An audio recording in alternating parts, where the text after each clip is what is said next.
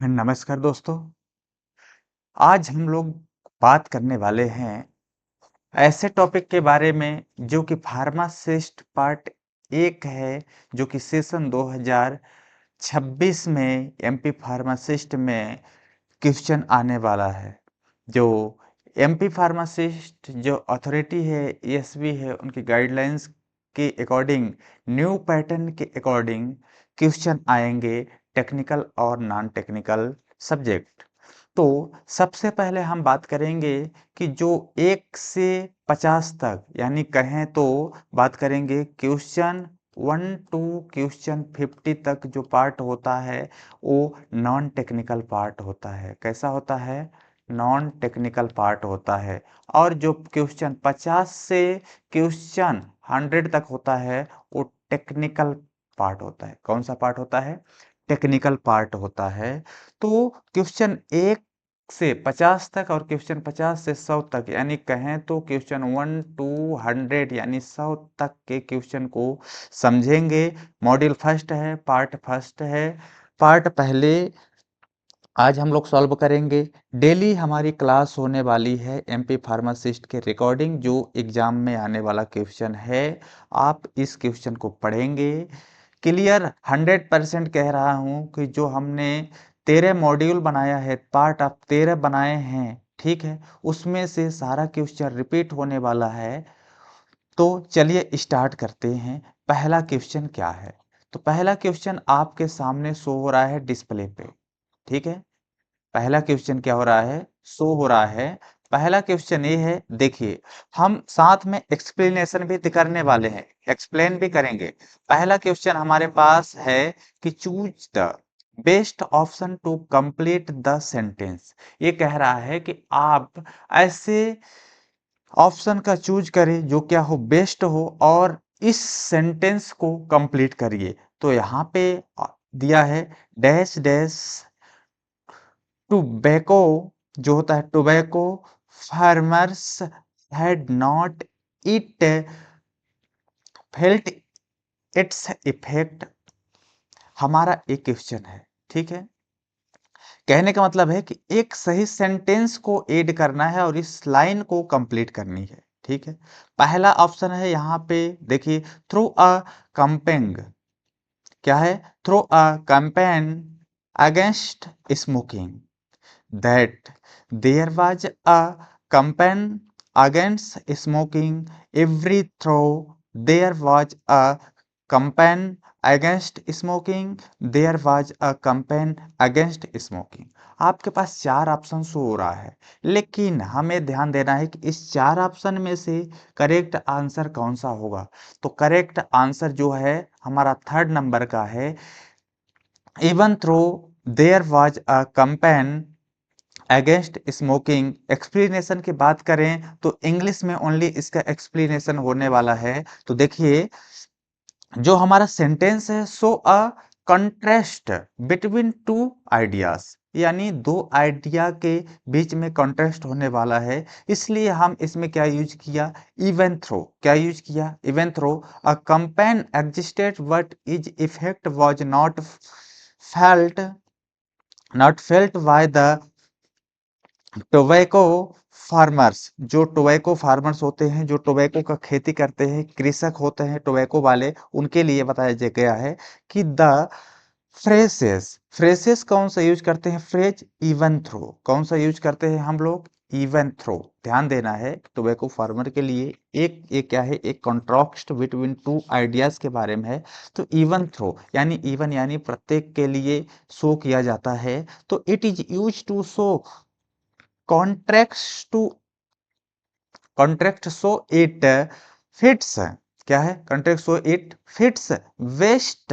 ये क्या होता है? यही फिट होता है इस सेंटेंस को पूरा करने के लिए कि वेस्ट ग्रामेटिकली एंड लॉजिकली, यानी कहने का मतलब कि जो इवन थ्रो है यही क्या है? लॉजिकली है, जो कि लॉजिक में यूज किया जाता है।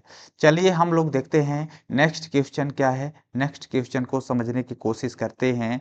तो दूसरा क्वेश्चन जो है हिंदी का है, प्रश्न 2, जिसको हम बोलेंगे हिंदी। उर्दू किस भाषा का शब्द है? यहाँ पे शानदार क्वेश्चन है प्रश्न 2 में, उर्दू किस भाषा का शब्द है? हमारे पास विकल्प या फिर ऑप्शन है तुर्की, फारसी, अरबी, संस्कृत।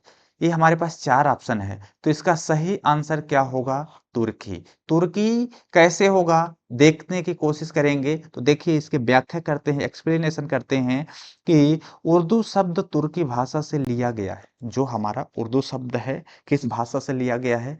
तुर्की भाषा से लिया गया है। याद रखना है किस भाषा से लिया गया है?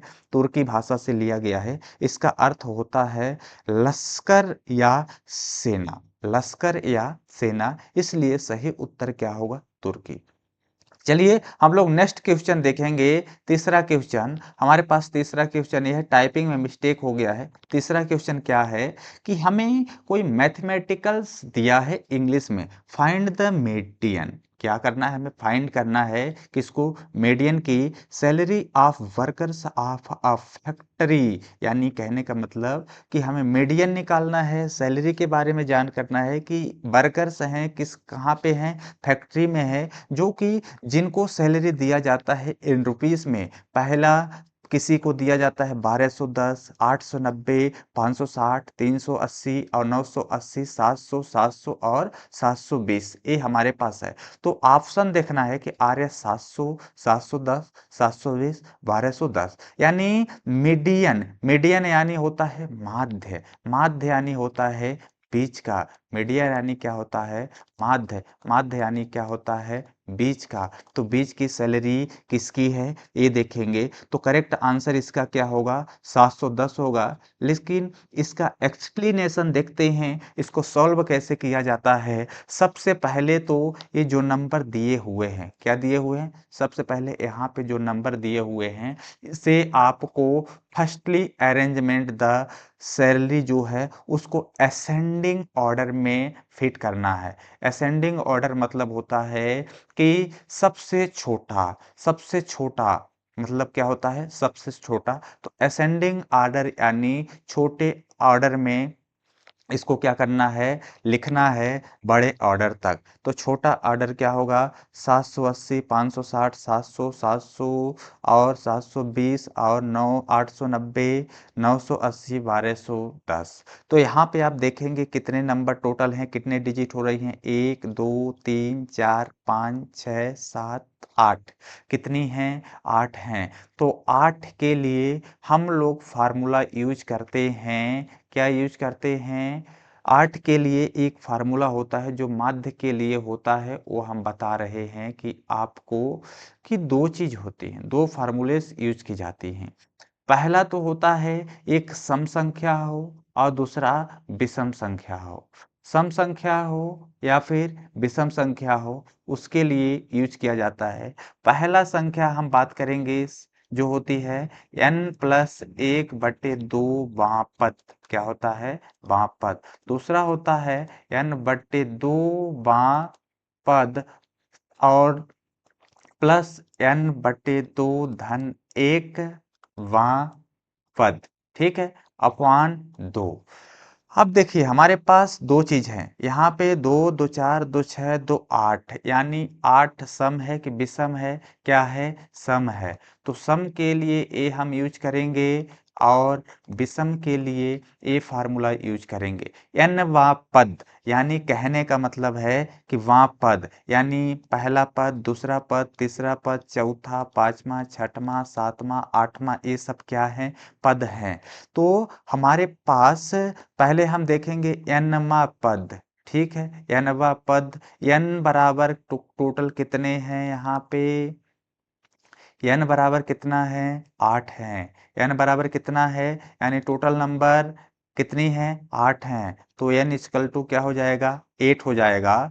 तो जस्ट लाइक इस पे हमें क्या करना है? फिट करना है n/8/2, यानी वापद प्लस 8/2 प्लस 1 वहाँ पद बटे 2, इसको काट दें 4, इसे काट दें 4, 4 1 5 हो जाएगा, यानी 4 प्लस 5/2 आ जाएगा। तो चौथा पद कितना है बेटा? चौथा पद हमारे पास देखिए, पहला दूसरा तीसरा चौथा, चौथा पद कितना है? 700। तो चौथे पद के जगह पे हमें लिखना है 700 प्लस पांचवा पद क्या है? 720 है। क्या है? 720 है, बटे 2 से डिवाइड कर दो। अब जब आप 2 से डिवाइड कर देंगे तो एक्चुअली में होता क्या है? 7 दूनी 14 होता है, 1420 हो जाएगा। कितना हो जाएगा? 1420 हो जाएगा। जब इसे 2 से डिवाइड करेंगे तो 710 हो जाएगा। तो 720 यानी माध्य है। इसके चौथा पद और पांचवा पद, यहाँ पे चौथा पद और पांचवा पद ए हैं, इसके बीच क्या संख्या हो सकती है? 710 हो सकती है। तो जो इसका माध्य है, करेक्ट आंसर क्या होगा? 710 होगा। समझ गए कि नहीं समझे? समझ गए होंगे। चलिए अब हम लोग बात करते हैं आगे क्या होने वाले हैं, आगे के क्वेश्चन में क्या करना है। ठीक है, अब हम बात करेंगे जो नेक्स्ट क्वेश्चन है हमारे पास, हमने एक्सप्लेनेशन नेक्स्ट क्वेश्चन के बारे में बात करेंगे। जो नेक्स्ट क्वेश्चन है चौथा है, इंग्लिश का होने वाला है। Who is the present who is the present chairperson of the national human right commission? ये पूछ रहा है कि who is the present chairperson of the national human right commission? इसके चेयरपर्सन कौन हैं? तो इसके चेयरपर्सन, ध्यान देना है कि जस्टिस H.L. दत्तू हैं। क्या हैं? Justice H.L. दत्तू, यानी तीसरा ऑप्शन ए है। ठीक है, एक्सप्लेनेशन की बात करेंगे तो जो ये दत्तू हैं serve as the chairperson of the national human right commission after completing his tenures as the chief justice of India. इसका करेक्ट आंसर ए होंगे। आप एक्सप्लेनेशन वाली लाइन को ध्यान से समझने की कोशिश करेंगे। ये हमने आपके लिए शॉर्ट के लिए बनाया गया है कि इस तरह से क्वेश्चन आएंगे। जो गाइडलाइन है यही कहती है कि यही क्वेश्चन आएंगे। जो हमने 13 मॉड्यूल बनाएंगे, part of 13 pharmacist MP pharmacist का, उसमें से 100% चांस देता हूँ, कह सकता हूँ कि ये क्वेश्चन आने वाला है और आएगा। आप 13 पार्ट को पढ़ें, पहले से 13 पार्ट तक जरूर पढ़ें। 1 to 13 part of careful readily, तो करेक्ट आप क्वालिफाई हो जाएंगे फार्मासिस्ट को। तो यहाँ पे पांचवा क्वेश्चन क्या है? Fifth question, what is the code word for cricket? देखिए बहुत शानदार क्वेश्चन आया है। यहाँ पे पूछा गया है कि what is the code word for cricket, यानी क्रिकेट का कोड वर्ड क्या है? गिवन इंफॉर्मेशन, साथ में ए इंफॉर्मेशन दे रहे हैं, यू आर वॉचिंग क्रिकेट। यदि जब आप क्रिकेट को वॉचिंग करते हैं, क्या करते हैं? वॉच करते हैं, तो यहाँ पे WA बॉलर, ठीक है, यानी जो भी इसका मतलब है वो मेरे को पता नहीं है। यहाँ पे WACRUARA है। क्रिकेट इज स्पोर्ट, क्रिकेट क्या है? एक स्पोर्ट है। क्रिकेट क्या है? एक स्पोर्ट है। तो यहाँ पे बाइजेट, SP एंड I और AR। यू आर अ काइड, यानी आप यदि किड, किड यानी क्या होता है? समझ लो बच्चा या छोटा, किड जो भी होता हो, आप XYZ समझे। यदि आप एक बच्चा हैं तो वह ग्रेट जेड की ये है। आपके पास तीन ऑप्शन है, सॉरी यहाँ पे ये तीन गिवन इंफॉर्मेशन दिया हुआ है। ऑप्शन आपके पास है वाह, CRUAR। सिर्फ पूछा गया है कि क्रिकेट का कोड क्या होगा, क्रिकेट का कोड क्या होगा। तो अब देखिए, इसमें क्रिकेट है क्या? नहीं है, तो इसको आप हटा दें। इसमें क्रिकेट वर्ड मिला है? हाँ मिला। इसमें क्रिकेट वर्ड है? मिल गया। ठीक है, अब सीधा सा देखिए कि इन दोनों में कॉमन क्या है? कॉमन क्या है? यहाँ पे AR है, यहाँ पे भी AR है, कॉमन है। तो हमारा ऑब्वियसली यह है कि जो AR है ये क्या है? कोड वर्ड है, क्योंकि यहाँ पे दिया हुआ है जो इंफॉर्मेशन दिया है। तो इस तरह से यदि क्वेश्चन आते हैं तो आपको केयरफुली सॉल्व करना होगा। एक्सप्लेनेशन हमने बता दिया कि क्रिकेट वर्ड के लिए यहाँ पे देखिए ए आर दिया जाता है, क्योंकि so cricket are both sentence में दिया हुआ है। क्वेश्चन 6 की बात करेंगे। देखिए क्वेश्चन 6 क्या है। क्वेश्चन 6 ये है कि the product of two rational number is always, कह रहा है कि the product of two rational number is always. तो यहाँ पे ऑप्शन क्या है, अ पॉजिटिव इंटरगर, दूसरा अ नेगेटिव इंटरगर, तीसरा अ रेशनल नंबर, चौथा एन इरेशनल नंबर। कहने का मतलब ये है, ठीक है, कि यहाँ पे यदि दो रेशनल नंबर हैं तो हमेशा क्या होगा, यानी दो रेशनल नंबर है। कहने का मतलब कि एक रेशनल नंबर है, ठीक है, यानी ए रेशनल नंबर है और यहाँ पे बी रेशनल नंबर है। तो दोनों में क्या है, रेशनल रेशनल है, तो ये क्या कहलाएंगे, टू रेशियो नंबर। तो यही होगा ना रेशनल नंबर, तो इसमें से कंफ्यूजन की बात नहीं है। तो हमारा इसका ऑप्शन क्या होगा, तीसरा रेशनल नंबर ही होगा। एक्सप्लेनेशन की बात करें तो rational number are closed under multiplication, किसको बोलते हैं, मल्टीप्लिकेशन रेशनल नंबर होता है। The product of any two rational number is always a rational number. कहने का मतलब कि जहाँ पे कोई भी दो प्रोडक्ट हो और वो रेशनल नंबर के अंदर काउंट होता है तो जो दो प्रोडक्ट है वो क्या होंगे, रेशनल नंबर ही कहलाएंगे। सीधी बात यही है। अब हम बात करेंगे क्वेश्चन 7। क्वेश्चन 7 जो है इंग्लिश का क्वेश्चन होने वाला है और इंग्लिश का है ही, the main function of blood platelets is to help.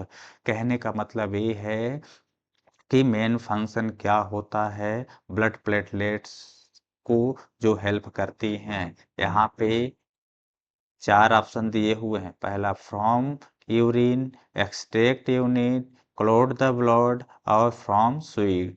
तो आप लोगों ने सुना होगा कि जब शरीर में प्लेटलेट्स कम हो जाती हैं या फिर कम हो जाती हैं तब हमारे खून की थक्का जमने लगता है, यानी ब्लड गाढ़ा हो जाता है। तो क्लोट द ब्लड, ब्लड क्या होने लगता है, क्लोटिंग होने लगता है। तो एक्सप्लेनेशन में देखेंगे, blood platelets help in the clotting of blood, जो उसका हेल्प करता है, किसके लिए हेल्प करता है, क्लोटिंग ऑफ द ब्लड के लिए, which prevent excessive bleeding when a blood vessels is injured. Question 8 है। क्वेश्चन नंबर क्या है, 8 में क्या है, बहुत शानदार देखिएगा कि वी आर गोइंग, यहाँ पे दो चीज दिया हुआ है, ठीक है, इसको भी पूरा करना है, जो कि पूर्व संगत चुनिए, यानी इसको सेंटेंस को कंप्लीट करना है, ग्रामेटिकली ये भी है। We are going dash dash dash a vacation dash dash dash the end of August. कह रहा है कि वी आर गोइंग, ठीक है, we are going vacation the end of August. तो इसके लिए क्या फिट होने वाला है, तो इसके लिए इसका तो करेक्ट आंसर यहाँ पे होगा, we are going on a vacation by the end of August, ये होने वाला है।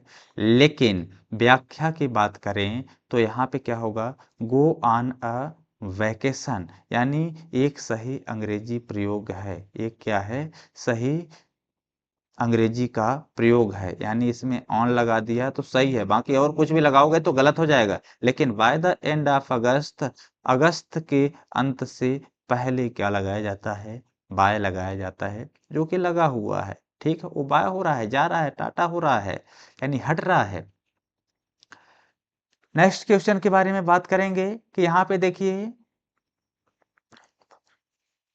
परमानेंट, जो परमानेंट होता है, ठीक है, hardness, permanent hardness of water can be remove by addition of. कह रहा है कि permanent hardness of water can be remove by addition of, ठीक है, addition of dash dash.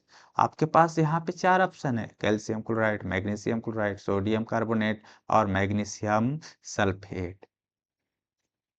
Permanent hardness of water can, मतलब परमानेंट जो होता है हमेशा के लिए हार्डनेस वाटर को कौन बनाता है? तो करेक्ट आंसर है सोडियम कार्बोनेट। कौन सा? Sodium carbonate. कैसे? देखिए permanent hardness is caused by calcium and magnesium salt. ये क्या करता है? कैल्शियम एंड मैग्नीशियम सॉल्ट को करता है। सोडियम कार्बोनेट रिएक्ट विथ दो साल्ट, जो ये होता है सोडियम कार्बोनेट होता है, मैग्नीशियम और कैल्शियम दोनों के साथ रिएक्ट कर सकता है एंड रिमूव द हार्डनेस। और ये क्या करता है? रिमूव करता है किसको? हार्डनेस को। तो यहाँ पे बता रहा है कि किसको रिमूव किया जाता है? हार्डनेस को। परमानेंट हार्डनेस जो होता है वो सोडियम कार्बोनेट के साथ रिमूव किया जाता है। क्वेश्चन 10, टू बाईसाइकिल, यहाँ पे समझिएगा two bicycle are sold at R S 1920 each on one there is gain of 20% and on other a loss of 20%, what is the overall result? कहने का मतलब ये है, इस क्वेश्चन का मतलब ये है कि एक बाईसाइकिल है, उसे आप बेच रहे हैं। क्या कर रहे हैं? बेच रहे हैं। कितने में? 1920 रुपया में आप उसे बेच रहे हो। दो साइकिल है, ठीक है, एक को 1920 रुपए में बेच रहे हो, तो आपको क्या हो रहा है? एक साइड, कहने का मतलब कि दो साइकिल हैं। दो क्या हैं? बाई साइकिल हैं। समझ लीजिए कि दो क्या हैं? बाई साइकिल है। चलिए इसे पहले हटाता हूं, क्योंकि काम एक क्यों नहीं कर रहा है। दो बाई साइकिल हैं। समझ लीजिए कि अपने पास क्या है? टू बाई साइकिल्स हैं, ठीक है। एक तो ए है और दूसरा बी है। इसे आप क्या कर रहे हैं? बेच रहे हैं 1920 में, ठीक है। और दोनों का प्राइस आपने इक्वल रखा हुआ है, ठीक है, यानी इसे ही बेच रहे हैं किसमें? 1920 में। लेकिन इसमें आपको 20% लाभ हो रहा है और इसमें 20% माइनस हो रहा है, यानी इसमें आपको बेनिफिट हो रहा है और इसमें नुकसान हो रहा है। तो व्हाट इज रिजल्ट? रिजल्ट क्या होगा? पहला ऑप्शन 4% लॉस, दूसरा ऑप्शन 4% प्रॉफिट, तीसरा option 2% profit, no profit no loss. तो इसका करेक्ट आंसर क्या होगा? 4% लॉस। 4% लॉस, यानी आप 4% घाटे में जा रहे हैं। कैसे जा रहे हैं वो समझने की कोशिश करिएगा। तो यहाँ पे देखिए कि यदि आप when two items are sold at the same price, क्या करते हैं? यदि कहने का मतलब ये है कि आप दोनों चीज को बेच रहे हैं एक साथ, क्या कर रहे हैं? दोनों चीजों को बेच रहे हैं, यानी कहने का मतलब कि आपके पास, हमने बताया ना कि आप क्या कर रहे हैं? 1920 रुपए की एक चीज है, ठीक है, दोनों को आप सेम में बेच रहे हैं। दो चीज है, तो एक में क्या हो रहा है? प्लस हो रहा है और एक में लाभ हो रहा है। यानी एक में आप 20% प्रॉफिट में बेच रहे हैं, तो वहां क्या हुआ? बेनिफिट बेनिफिट हुआ। और दूसरे को आप उतने घाटे में बेच रहे हैं। कहने का मतलब कि आपके पास क्या हुआ कि 4 रुपया है, आर एस 4 रुपए है, ठीक है, जो कि पार्ट ए है। दूसरा है बी पार्ट, इसके पास भी क्या है? 4 रुपए है। इसको आप दोनों को बेच रहे हैं। इसको आपने सोल्ड किया कितने परसेंट में? 20% बेनिफिट के साथ। लेकिन आप इसे 20% के साथ क्या किया? घाटे में बेचा। तो समझ लीजिए 20% जो आप क्या हुआ था? प्रॉफिट हुआ था, और 20% जो आपको माइनस हुआ था। तो दोनों को आप कंपैरिजन करें तो यहाँ पे क्या होगा? दोनों को एक दूसरे से करेंगे ना, तो ये दोनों क्या होंगे? बराबर आएंगे। तो आपको बेचने और ना बेचने का कोई बेनिफिट नहीं है। यानी जब बेनिफिट नहीं है, आप बेच दिए, तो ना ही आपको प्रॉफिट हुआ और ना ही लॉस हुआ। तो वो मेनली किस में काउंट किया जाएगा? लॉस में काउंट किया जाएगा। किस में किया जाएगा? लॉस में काउंट किया जाएगा। तो equal profit and loss percentage की हम बात करेंगे तो result is always a loss ही होगा। तो लॉस बराबर क्या होता है? 20 गुणे 20 डिवाइडेड बाय 100। कहने का मतलब 20 गुणे 20 डिवाइडेड बाय 100। तो 20 दूनी 40, तो इक्वल कितना होता है? 400 होता है। कितना होता है? 400। यहाँ से कर दो, कितना होगा? 4% क्या हो रहा है? लॉस हो रहा है। हुआ कि नहीं हुआ 4% लॉस? तो इसका करेक्ट आंसर क्या होगा? लॉस होगा। इस तरह से यदि क्वेश्चन आता है तो यदि आपको समझ में ना आए तो दोबारा से पुश करके वीडियो को दोबारा से प्ले करना, लेकिन देखना जरूर, तभी समझ में आएगा। हम बात करेंगे next question. 2 bicycle are sold R S. ठीक है, वही क्वेश्चन रिपीट हो गया है। ठीक है, ये क्या हुआ? उसी क्वेश्चन को दोबारा से रिपीट कर दिया गया है। तो चलिए कोई बात नहीं, अपन क्या कर लेते हैं, नेक्स्ट चलते हैं कि नेक्स्ट क्वेश्चन क्या होगा। तो नेक्स्ट क्वेश्चन जो होने वाला है इंग्लिश का है। Who took over as the 25 25 chief of air staff. कहने का मतलब ये है कि 25th जो 25वां चीफ्स ऑफ एयर स्टाफ है वो कौन है? तो इसका करेक्ट आंसर क्या होगा? बी.एस. धनोया। कौन से हैं? Chief BS. धनोया। याद रखने के लिए यहाँ पे जो ट्रिक्स है ये देखिएगा। Chief of air staff is the top most officer. क्या थे? Top most officer of the Indian air force के होते हैं। ठीक है, लेकिन BS. Dhanoa became the 5th chief. जो BS.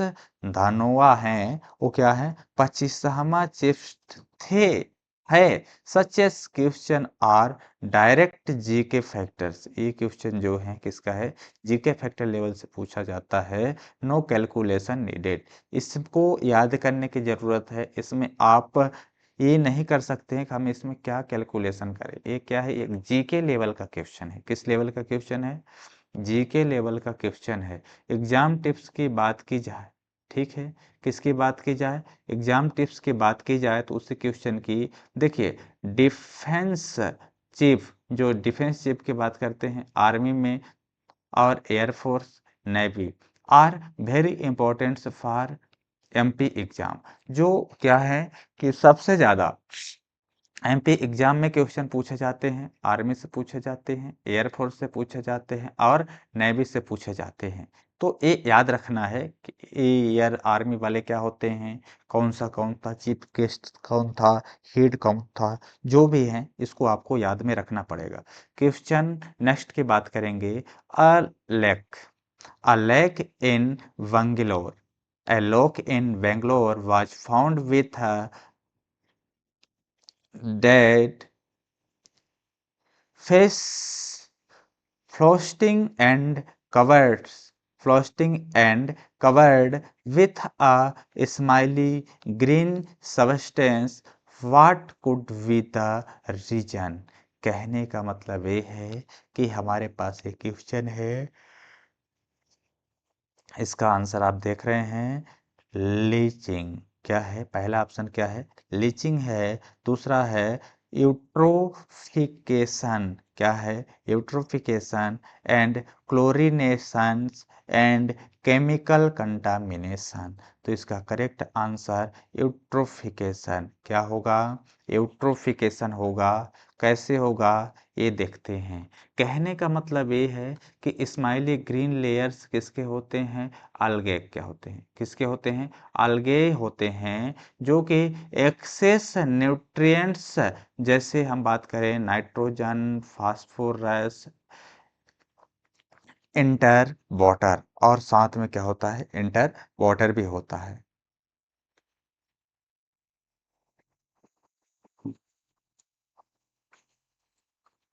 Algae grow rapidly, oxygen level decrease करते हैं। लेकिन जो fish do not gate oxygen, लेकिन जो हमारा क्या होता है फिश होता है वो ऑक्सीजन नहीं लेता है। सिर्फ फिश क्या करता है, डाई करता है। क्या करता है, डे होता है। तो this whose process is called eutrophication. तो जो हमारी फिश होती है उसके लिए क्या होता है, यूट्रोफिकेशन होता। तो इजी मेमोरी ट्रिक के लिए हम बात करेंगे तो यूट्रोफिकेशन एक्स्ट्रा न्यूट्रिएंट्स। यूट्रोफिकेशन मतलब क्या होता है, एक्स्ट्रा न्यूट्रिएंट्स, एक्स्ट्रा एल्स यानी फिश डाई होता है। तो करेक्ट आंसर आपको समझ में चल गया कि होगा क्या।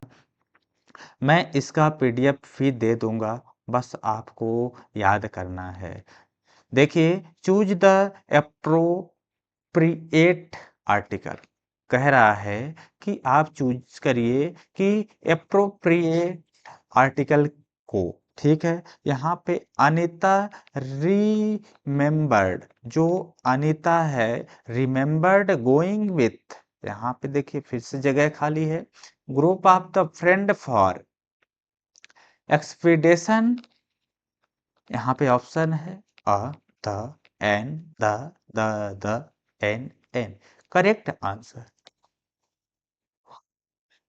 Anita remembered going with a group of friend, किसी एक ग्रुप के साथ गई होगी, means a a friend for the, friend for expedition, यानी द आएगा। क्या आएगा, सिंपल सा है कि आप समझ सकते हैं, इतना इजी है। तो देखिए ग्रुप क्या होगा, ग्रुप क्या होगा, ग्रुप एक ही होगा, हजार ग्रुप नहीं होंगे जिसमें mention for the first time हम लोग यूज करते हैं लेकिन expedition refer to a specific expedition होता है, लेकिन उसके लिए हम द यूज करते हैं। ग्रामर रूल की बात करेंगे तो first mention a and an, first में हम क्या करते हैं, अ यूज करते हैं या फिर ए एन यूज करते हैं, लेकिन अकॉर्डिंग टू सिचुएशन के साथ इन दोनों को यूज करते हैं। स्पेसिफिक और ऑलरेडी नॉन, जिसे आप जानते हैं या फिर स्पेसिफिक है, उसके पहले हम लोग क्या करते हैं, दी का प्रयोग करते हैं। किसका प्रयोग करते हैं, दी का प्रयोग करते हैं। नेक्स्ट क्वेश्चन हमारा है यहाँ पे कि द प्रधानमंत्री, क्या है, the Pradhan Mantri Ujjwala Yojana launch on 1 May 2016 aims at, यानी कहने का मतलब कि जो प्रधानमंत्री योजना, जो प्रधानमंत्री उजाला योजना लॉन्च हुआ था, लॉन्च किया गया था 1 मई 2016 को, तो उसमें एम क्या थे, इसके एम क्या थे कि प्रोवाइडिंग एलईडी बल्ब, इसके लिए किया गया था, आप लोगों ने पढ़ा होगा। प्रोवाइड एलईडी बल्ब के लिए नहीं, providing LPG connection to women BPL household, हो सकता है, हो सकता है कि हो सकता है नहीं, होगा ही, क्योंकि जो प्रधानमंत्री उज्ज्वला योजना था एलपीजी गैस के लिए कनेक्शन के लिए चालू किया गया था, किसके लिए, महिलाओं के लिए। देखिए प्रोवाइडिंग एजुकेशन टू गर्ल्स, नहीं नहीं नहीं, सिर्फ किसके लिए किया गया था, गैस के लिए कनेक्शन के लिए, वो भी वुमेन के लिए, इतना याद रखना है। उसका एम यही था। Ujala means LPG gas connection, Ujjwala means LPG gas connection. देखिए अब हिंदी का क्वेश्चन आ गया कि जिन अव्ययों से हर्ष शोक घृणा आदि भाव व्यक्त होते हैं तथा उनका संबंध वाक्य के किसी पद से नहीं होता, उन्हें क्या कहते हैं, तो विषयम आदि बोधक शब्द कहते हैं उनको। कौन से, विषयम आदि बोधक शब्द कहते हैं। ये परिभाषा आप लोगों ने पढ़ा होगा हिंदी में 6वीं 5वीं क्लास में। तो हिंदी के वर्ड देखिए, जो शब्द अचानक भाव प्रकट कर देते हैं, जैसे अरे, वाह, हाय, ओ, और जिनका वाक्य के किसी पद से संबंध नहीं होता है, उन्हें हम क्या कहते हैं, विषयादिबोधक अव्यय कहते हैं। जो नेक्स्ट क्वेश्चन है वो भी हिंदी का ही है। आगार, आयतन, आगार यानी आगार, आयतन, निकेतन तथा आवास किस शब्द के पर्यायवाची विकल्प हैं? सूर्य, घर, पत्नी, रात। तो ये घर के हैं, किसके हैं? घर के। आगार मीन्स होता है घर, निकेतन मीन्स होता है घर, आवास मीन्स होता है घर। तो याद रखना है तीनों मीन्स क्या होता है? घर होता है। ये शब्द घर के अलग अलग नाम हैं, यानी हर जगह अलग अलग घरों के नाम से इस नाम से बुलाया जाता है। अगला क्वेश्चन है the outer planet, the outer planet उर्मास Uranus, the outer planets Uranus पेंस about is exist from option यहाँ पे है east to west, west to east, north to south, south to north. East to west कहने का मतलब क्या है? East to west. जो स्पैन अबाउट कहने का मतलब यहाँ पे समझिए most planets rotates west to east, ठीक है।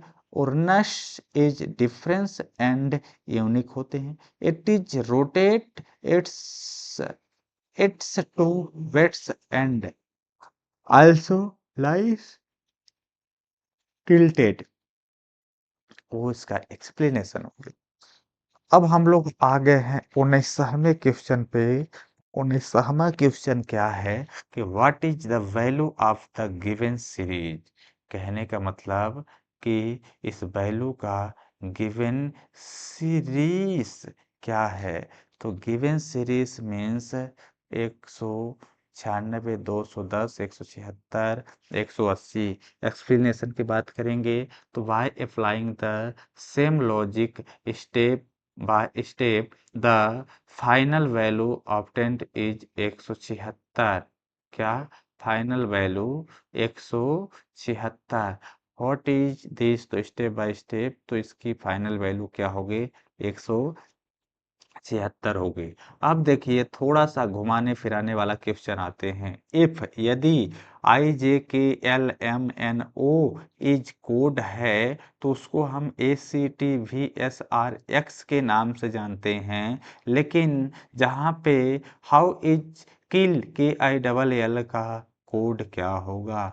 के आई डबल एल का कोड क्या होगा? तो एक्सप्लेनेशन की बात हम करेंगे। देखिए एक्सप्लेनेशन की बात हम करेंगे तो सबसे पहले हमें एक चीज लिखना होगा। सबसे पहले हमें यहाँ पे लिखना होगा A B C D E F G H I J K L M N O P Q R S T U V W X Y Z. तो सो दैट कहने का मतलब ये था कि जो हमारा ए है, ठीक है, ये थोड़ा सा रिप्लेसेबल होगा किस पे? इस जगह पे। लेकिन लेकिन इसमें कुछ गलतियां हो गई। तो इसमें क्या हो गई? कुछ गलतियां हो गई हैं। तो कैसे इसको सुधारा जाए? तो चलिए हम एक शॉर्ट ट्रिक बता दे रहे हैं कि जो हमारा लेटर्स होते हैं कितने होते हैं टोटल? जो एबीसीडी वाला लेटर होते हैं वो कितने होते हैं? 26 होते हैं। कितने होते हैं? 26। इसका आधा कर दीजिए तो 13 आ जाएगा। तो 13 वर्ड आप पहले लिखेंगे, ठीक है। सबसे पहले आपको लिखना क्या होगा? 1 2 3 4 5 6 7 8 9 10 11 12 और 13। इसके बाद यहाँ पे 14 15 16 17 18 19 20 21 22 23 24 25 26। इस तरह से हम लोग क्या करेंगे? इसे ब्रैकेट बना लेंगे। ठीक है, यानी इस तरह से हमने क्या किया, ब्रैकेट को क्लोज किया। ये इस तरह से आप एक साइड रफ पेज में लिख लेंगे तो हमेशा के लिए याद रहेगा। क्या रहेगा? हमेशा के लिए याद रहेगा। लेकिन अब हम बात करेंगे कि इस लेटर पे आएगा क्या। A, B, C, D, E, F, G, H, I, J, K, L, M, N, O, P, Q, R, S, T, U, V, W, X, Y, Z. ये हो गया अपने पास। Clear that? समझ में आ गया क्या? ये हुआ। ठीक है। अब लेकिन हम लोग क्या करेंगे, कैसे आइडेंटिफाई करेंगे कि क्या है। यहाँ पे देखिए, आई, J, K, L, M, N, ओ। यहाँ पे देखिए, आई, J, K, L, M, N, ओ, यानी ये सब क्या है, लगातार है। क्या है? लगातार है। तो इसका क्या है, आई, आई का यहाँ पे क्या दिया हुआ है, ए। तो समझिएगा, आई का क्या दिया हुआ है, ए। तो एक आसान ट्रिक ये भी है कि दैट मीन्स यदि हम बात करते हैं, ठीक है, ये हटाते हैं, हम एक साइड रखते हैं, ठीक है, ये यहाँ पे देखेंगे कि यदि यहाँ पे क्या है, ए है, आई, J, K, L, M, N, ओ, ये हमें एक साइड लिख के रखना है। लेकिन इसको, आई को क्या माना ए, जे को क्या माना सी, इसको क्या माना टी, इसे भी, इसे एस, इसे आर और इसे एक्स। तो अब यहाँ पे देखिए, यहाँ पे क्या है, के आई डबल एल। के को क्या माना, टी माना, तो इसके नीचे टी लिखो। आई को क्या माना, ए, तो ए लिखो। एल को क्या माना, भी, तो यहाँ पे लिख दो भी। तो इसका करेक्ट आंसर आ गया टी ए भी। क्या आ गया, टी ए भी। ये आपको लिखना है, ये आगे बताएंगे हम, इसी में क्वेश्चन आने वाला है। तो कैसे करते हैं, तो ये हुआ। तो इसका करेक्ट आंसर ये हो गया। नेक्स्ट क्वेश्चन की बात हम करेंगे। नेक्स्ट क्वेश्चन जो हमारा होने वाला है, इंग्लिश का होने वाला है। वो क्वेश्चन है, which gas is mainly responsible for global warming. ये कह रहा है कि कौन सी गैस है, उस गैस का नाम बताओ जो रिस्पॉन्सिबल होती है किसके लिए, ग्लोबल वार्मिंग के लिए। किसके लिए होती है, ग्लोबल वार्मिंग के लिए। तो ग्लोबल वार्मिंग में वो गैस रिस्पॉन्सिबल होती है कौन सी, कार्बन डाई ऑक्साइड। कौन सी होती है, carbon dioxide and green house gas. Carbon dioxide को ही हम लोग क्या बोलते हैं, ग्रीन हाउस गैस बोलते हैं। और यही ग्रीन हाउस गैस जो है ग्लोबल वार्मिंग कही जाती है। इसी को हम बोलते हैं ग्लोबल वार्मिंग। ग्लोबल वार्मिंग यानी ग्रीन हाउस गैस इक्वल्स होता है कार्बन डाइऑक्साइड। नेक्स्ट क्वेश्चन है, the smallest bone is the human body is found in the option. कह रहा है कि सबसे छोटी बोन हमारे ह्यूमन बॉडी में कहाँ पे पाई जाती है। तो सबसे छोटी बोन कान में पाई जाती है, यानी ईयर में पाई जाती है, जिसे हम स्टेप्स के नाम से जानते हैं। किसके नाम से, स्टेप्स के नाम से जानते हैं। तो ये जीके का क्वेश्चन है, याद रखना है। स्मॉलेस्ट बोन क्या होती है, स्टेप, जो कि कहाँ पे पाई जाती है, कान में पाई जाती है। किस में पाई जाती है, कान में पाई जाती है। Which vitamin is produce in the human body when exposed to sunlight. कह रहा है कि विच विटामिन, कि उस विटामिन को क्या कहते हैं जो कि सनलाइट, जो कि धूप से मिलती है, धूप से प्राप्त होती है, हमारी ह्यूमन बॉडी में एक्सपोज करती है। तो यानी धूप से हमें कौन सी विटामिन मिलती है, धूप से हमें विटामिन डी मिलती है। कौन सी विटामिन मिलती है, तो यहाँ पे produce the human body when expose the vitamin D, यानी सनलाइट हेल्प स्किन प्रोड्यूसर किसको करती है, विटामिन डी को। Vitamin D is important for strong bone, और जो हमारा विटामिन डी होता है वो स्ट्रॉन्ग होता है। विटामिन डी किसके लिए रिस्पॉन्सिबल होता है? बोन के लिए रिस्पॉन्सिबल होता है। तो डेफिशिएंसी कॉज्ड बोन वीकनेस, यानी कहने का मतलब ये है कि विटामिन डी की कमी होती है तो पहले लोगों को, जैसे समझिए कि आपके हाथ पांव दर्द हो रहे हैं, घुटने दर्द हो रहे हैं, हड्डियां दर्द हो रही हैं, समझ जाओ कि विटामिन डी की कमी है। तो लोग बोलते हैं डिफिशियंसी ऑफ वीकनेस हो गई है, आपको बोन की वीकनेस हो गई है, बोन पतला हो गया है, बोन गल रहा है, तो क्या होता है? विटामिन डी का होता है। सनलाइट से हमें विटामिन डी प्राप्त होती है। नेक्स्ट क्वेश्चन जो है हिंदी का है, भारत का राष्ट्रीय पशु कौन सा है? तो ये सबको पता होगा कि भारत का राष्ट्रीय पशु क्या है? बाघ है, शेर नहीं, क्या है? बाघ को बोला जाता है। इसको एक्सप्लेनेशन की जरूरत नहीं है। देखिए, जो अगला क्वेश्चन है, the process by which plant prepared their own food is called, यानी कहने का मतलब ये है कि प्लांट प्रिपेयर करते हैं, ऑन फूड इज कॉल्ड, हमेशा अपने से ही प्लांट बनाते हैं। क्या बनाते हैं? भोजन बनाते हैं। किसके उपरांत में बनाते हैं? तो उनके साथ एक होती है फोटोसिंथेसिस। तो क्लोरोफिल जिसको हम कहते हैं, क्लोरोफिल को ही फोटोसिंथेसिस बोला जाता है।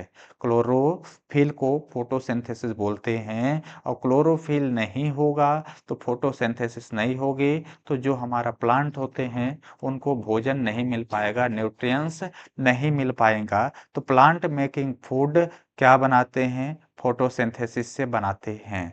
नेक्स्ट क्वेश्चन है, जल ही जीवन है नाम किससे संबंधित है? यानी यहाँ पे क्वेश्चन क्या है, जल ही जीवन है नारा किससे संबंधित है? वायु प्रदूषण, जल संरक्षण, वन संरक्षण, ध्वनि प्रदूषण। तो इसका सही ऑप्शन क्या है? जल संरक्षण। जल ही जीवन है, यदि आप जल को बचाओगे तो जीवित रहोगे। तो हमें क्या करना पड़ेगा? जल संरक्षण करना पड़ेगा।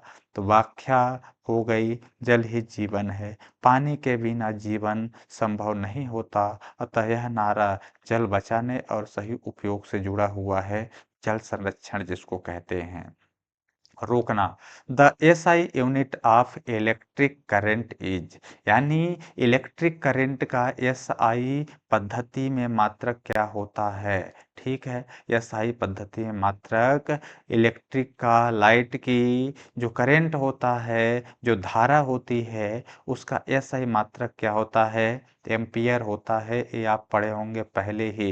Electric current is measured in ampere, यानी आप ध्यान देते होंगे ना कि आपके घर में कोई भी मोटर है, कोई भी समरसियल है, ट्यूबवेल है, तो उसमें वो स्टेबलाइजर लगे होंगे। ठीक है, स्टेबलाइजर लगे होंगे या फिर स्टार्टर लगा होगा उसको स्टार्ट करने वाला। तो उसमें दो बटन होते होंगे, एक एम्पियर वाला बटन और दूसरा एक वोल्टेज वाला। तो अपन एम्पियर चेक करते हैं किसको? उसके धारा को, और उसके साथ उसको वोल्ट कितना मिल रहा है वो भी देखते हैं। लेकिन जो इलेक्ट्रिक का जो एसआई करंट पद्धति मापा जाता है किसमें? एम्पियर होता है उसका। तो it is an SI unit. Ampere क्या है? इलेक्ट्रिक का एम्पियर एसआई यूनिट है, जो कि आंध्र मैरिक एम्पियर्स कहा जाता है।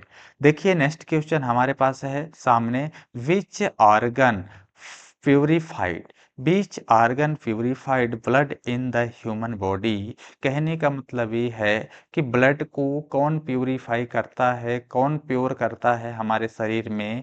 कहने की प्रोसेस ये है कि ब्लड को फिल्ट्रेशन कौन करता है, प्यूरिफाई कौन करता है? प्यूरिफिकेशन मतलब होता है फिल्ट्रेशन। प्यूरिफिकेशन मतलब क्या होता है? फिल्ट्रेशन होता है। तो यानी किसी भी चीज का फिल्टर कहाँ पे होता है? किडनी में होता है। तो करेक्ट आंसर क्या होगा? किडनी होगा। करेक्ट आंसर क्या होगा? किडनी होगा। देखिए, kidney filter waste material from blood. कहने का मतलब ये है, किडनी क्या करती है? फिल्टर करती है किसको? Waste material from blood. Blood में जो भी एक्स्ट्रा मटेरियल रहता है, इम्पॉर्टेंट मटेरियल रहता है, उसे बाहर निकालते हैं by throughout the urine. They form urine, उसी को जो बाहर निकलता है उसी को हम क्या बोलते हैं? यूरिन बोलते हैं, बाथरूम बोलते हैं। हेल्प मेंटेन वाटर बैलेंस, ये क्या करता है हमारे शरीर में हेल्प करता है मेंटेनेंस वाटर का, हमारे शरीर में जो वाटर की लेवल होती है बनी रहती है। तो ब्लड प्यूरिफिकेशन किस में होता है, किडनी में होता है, इतना याद रखना है, ये चीज़ें हमेशा याद रखनी है। हिंदी भाषा की लिपि कौन सी है, हिंदी भाषा की लिपि कौन सी है, देवनागरी है। तो यानी हिंदी भाषा में जो लिपि लिखी गई है उसको फारसी कहेंगे क्या, नहीं कहेंगे। रोमन है क्या, नहीं है। गुरुमुखी है, नहीं है। हमारे इधर भारत में देवों का नगरी चली आ रही है, तो देवनागरी के नाम से प्रसिद्ध है। किस नाम से, देवनागरी के नाम से प्रसिद्ध है, इसलिए हिंदी भाषा देवनागरी में बोली जाती है। आप कोई भी महाभारत रामायण जो देखते होंगे, जो लिखा हुआ है हिंदी में लिखा है क्या, हिंदी में लिखा है, लेकिन उसमें किसका बताया गया है, देवों के बारे में बताया गया है, तो देवनागरी है। तो planet which planet is known as the red planets, उस प्लेनेट को क्या कहते हैं जो कि रेड प्लेनेट होता है, earth, Mars, Jupiter and Venus. तो मार्स मार्स होता है। तो यहाँ पे देखिए Mars appear red due to the ferro iron, क्या होता है, आयरन ऑक्साइड, जिसका मतलब है rust on its surface, hence it is called the red planet. अगला क्वेश्चन है विच रिवर, यानी which river is known as the sorrow of Bihar, sorrow of Bihar, किस रिवर को बोलते हैं, किस नदी को बोलते हैं सोरो ऑफ बिहार, किस नदी को बोलते हैं सोरो ऑफ बिहार, तो हम बोलते हैं काशी, काशी, कोसी नदी को कहते हैं रिवर, कोसी नदी में पाई जाती है river Kosi, caused frequent flood in Bihar. It changes its course very often due to the heavy destruction. It is called the sorrow of Bihar. उसको क्या बोलते हैं, इजिट्रिक Bihar floods Kosi, Bihar floods, Bihar floods बराबर क्या होता है, कोसी होता है, क्या बोलता है, कोसी होती है। Which metal is liquid, which metal is liquid at room temperature, कहने का मतलब ये है कि कौन सा मेटल ऐसा दुनिया में एक मेटल है जो कि लिक्विड में पाया जाता है और उसे रूम टेम्परेचर पे रखा जाता है, रूम टेम्परेचर के अकॉर्डिंग काम करता है। तो सिर्फ ऐसा एक ही मेटल है जो लिक्विड में होता है, जिसे हम लोग बोलते हैं पारा। क्या बोलते हैं, पारा किस में पाया जाता है, लिक्विड में पाया जाता है। किस में पाया जाता है, लिक्विड में। पारा का दूसरा नाम या फिर कहें इंग्लिश में मरकरी कहते हैं, इंग्लिश में क्या कहते हैं, इसका नाम क्या होता है, मरकरी होता है, इंग्लिश में हम इसे बोलते हैं मरकरी। लेकिन यदि हम बात करेंगे कि नेक्स्ट क्वेश्चन जो है, भारतीय संविधान का संरक्षण किसे कहा जाता है, जो हमारा भारतीय संविधान का संरक्षण किसे कहा जाता है, राष्ट्रपति को, प्रधानमंत्री को, या फिर सांसद को, सर्वोच्च न्यायालय को। तो इसका सही आंसर क्या होगा, सर्वोच्च न्यायालय होने वाला है, क्योंकि सर्वोच्च न्यायालय संविधान की व्याख्या क्या करता है, संविधान की व्याख्या और रक्षा करता है, इसलिए इसे भारतीय संविधान का संरक्षण कहा जाता है। अगला क्वेश्चन जो है, हम लोग बात करेंगे the head quarters of the United national is located in, जो हेड क्वार्टर है यूनाइटेड नेशन का, वो कहाँ पे है, तो उसका सही आंसर क्या होगा, न्यूयॉर्क में है। कहाँ पे है, न्यूयॉर्क में है, जिसे हम यूनाइटेड नेशंस के नाम से जानते हैं, जो कि फॉर्म्ड इन 1945 में किया गया था। It is main head quarter is an New York, जिसको हम यूएसए के नाम से जानते हैं, यानी कहें तो अमेरिका के नाम से जानते हैं। अगला क्वेश्चन ये है कि which vitamin help in blood clotting, कहने का मतलब ये है कि जो विटामिन हेल्प करता है ब्लड को थक्का जमाने के लिए वो कौन सा विटामिन होता है? तो ब्लड का थक्का विटामिन के करता है। यदि हमारे शरीर में विटामिन के ना रहे तो ब्लड का थक्का नहीं जमेगा, और जब ब्लड का थक्का नहीं जमेगा तो किसी कारणवश हम लोगों का एक्सीडेंट होता है तो खून निकल जाएगा, तो हम लोग क्या हो जाएंगे? समाप्त हो जाएंगे, ऊपर पहुंच जाएंगे। तो होता है। अगला क्वेश्चन हम देखते हैं कि अगला क्वेश्चन है, रामचरितमानस के रचयिता कौन है? तो रामचरितमानस के रचयिता कौन है? तो सीधी सी बात, तुलसीदास हैं। याद रखना है कि रामचरित की मानस की रचना करने वाले गोस्वामी तुलसीदास ने की थी। यह अवधी भाषा में लिखी गई है। किस भाषा में लिखी गई है? अवधी भाषा में लिखी गई है।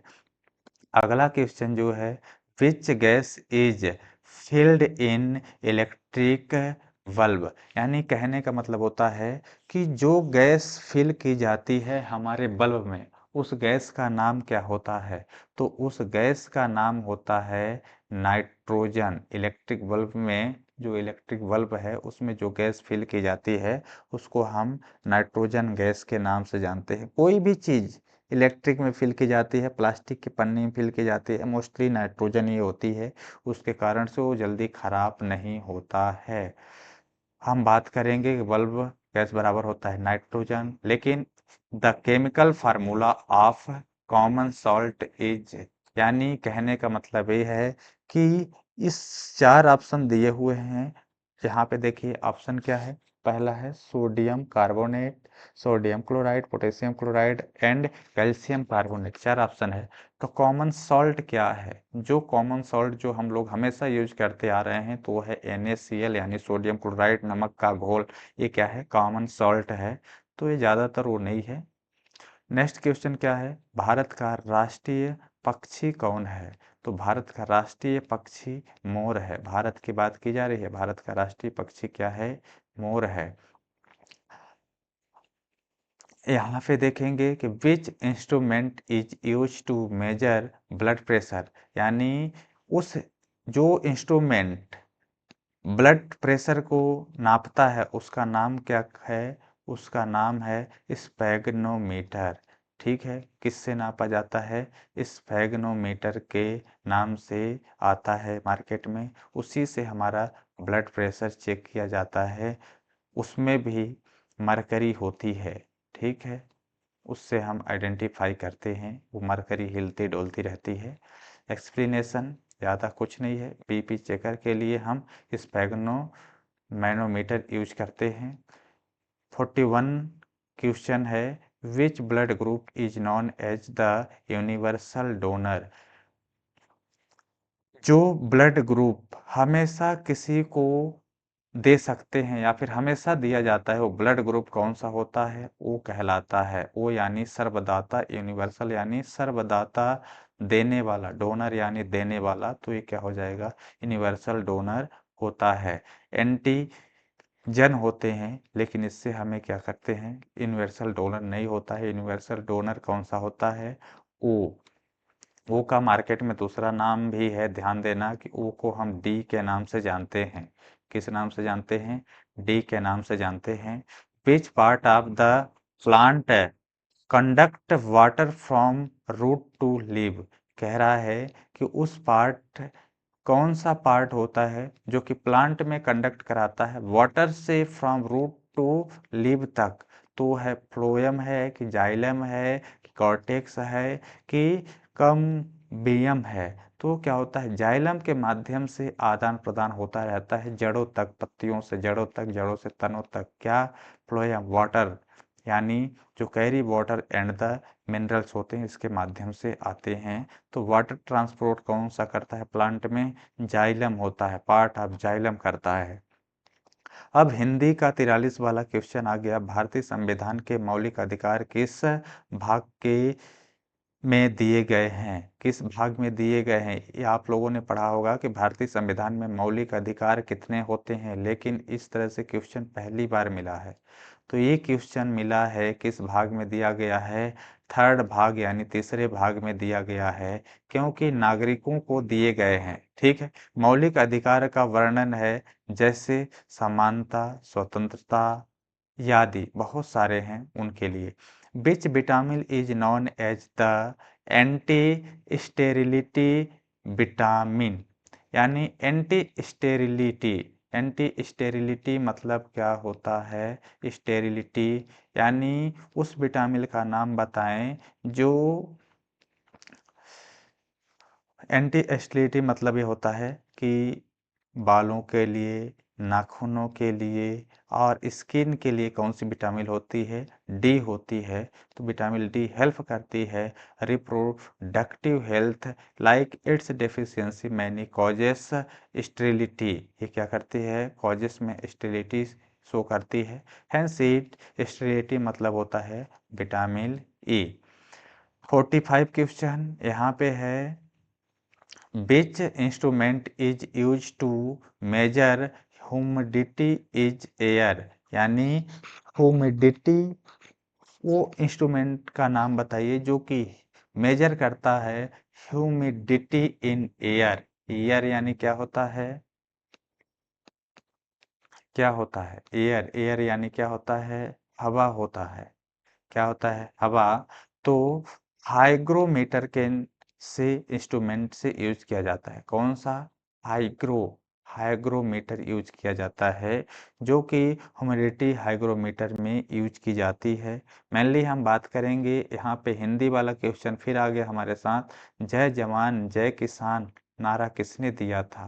तो इसका सही आंसर कौन सा होगा? लाल बहादुर शास्त्री। याद रखना है, लाल बहादुर शास्त्री ने जय जवान जय किसान का नारा दिया था। Which organ control all activities of the human body? क्या? Human body. ऑप्शंस है हमारे पास heart, kidney, brain, lungs. Correct answer तो हमारे पास क्या होगा? जो कंट्रोल करके रखता है ऑल एक्टिविटी का, यानी कहें तो यदि हमारे पास ब्रेन ना हो तो कहीं भी सिग्नल नहीं भेज सकता। ब्रेन से ही हमारी सारी चीज़ें मेंटेन होती हैं। तो ऑल कंट्रोल्स एक्टिविटीज़ की बात की जाए तो क्या होगा? ब्रेन ही होगा, जिसको हम बोलते हैं मस्तिष्क। क्या बोलते हैं? मस्तिष्क। यहाँ पे देखते हैं, which acid is present in lemon, यानी लेमन यानी होता है नींबू। नींबू में कौन सी एसिड प्रेजेंट होती है? तो सिट्रिक एसिड पाई जाती है। क्या? सिट्रिक एसिड पाई जाती है। Lemon due to citric acid. It commonly found in the citrus fruit, citrus fruit में पाया जाता है। लेमन मीन सिट्रिक एसिड, याद रखना है। भारत का राष्ट्रीय फूल कौन सा है? अभी तक आपने भारत का राष्ट्रीय पशु पढ़ा, राष्ट्रीय पक्षी पढ़ा, लेकिन अब यहाँ पे क्वेश्चन आया फूल कौन सा है? तो भारत का राष्ट्रीय फूल का क्या है? कमल है, क्योंकि कमल भारत का राष्ट्रीय फूल है। यह पवित्रता और सौंदर्य का प्रतीक माना जाता है। यहाँ पे हम देखेंगे कि which metal use to make electric wire, यानी कह रहा है कि एक धातु, कौन सी धातु इलेक्ट्रिक वायर, वायर यानी तार होता है जिसमें हमारी इलेक्ट्रिक धारा प्रवाह करती है, वो किससे बनाया जाता है? आप लोगों ने घरों में यूज किया होगा कि इस वाला तार ले आना, ये वाला ले आना, एल्युमिनियम वाला लाना। तो वो मेटल उसमें पाया जाता है कॉपर। आप लोग बोलते होंगे कॉपर के तार लाने हैं, ठीक है, ले आना है, तो कॉपर होता है जो, तो वो मेटल होता है जो इलेक्ट्रिक वायर बनाते हैं।